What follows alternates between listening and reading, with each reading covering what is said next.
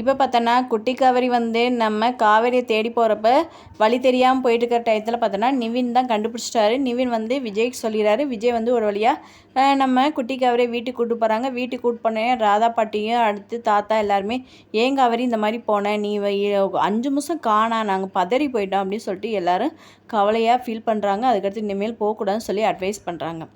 அதுக்கடுத்து இங்கே காவேரி வந்து அவங்க அம்மாட்ட சொல்கிறாங்க, அம்மா நாளைக்கு வந்து மாப்பிள்ளை வீடு வருவாங்க, தயவுசெய்து நீ அவங்ககிட்ட ஏதாச்சும் சொதப்பிடாத, என் கல்யாணத்தை நுப்பாட்டிடாத, என் வாழ்க்கையை கெடுத்துடாத, உன் 2 பிள்ளைகளுக்கு மட்டும் நீ வந்து நல்ல கல்யாணம் பண்ணி வச்ச, எனக்கு 2ஆம் தரம் கல்யாணம் பண்ணி வச்சு என்னை அசிங்கப்படுத்தணும்னு நினைக்கிறியா?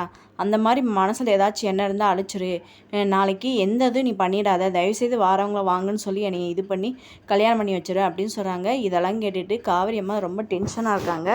நிவின் வந்து காவேரிகிட்ட தைரியமாக சொல்கிறாங்க, இந்த மாதிரி குட்டி காவேரி வந்து உன்னைய தேடி வந்தனால தான் குட்டி காவேரி கொஞ்ச நேரத்தை காணாமல் போச்சு அப்படின்னு சொல்கிறாங்க. இதெல்லாம் கேட்டுட்டு காவேரி ரொம்ப ஃபீல் பண்ணுறாங்க.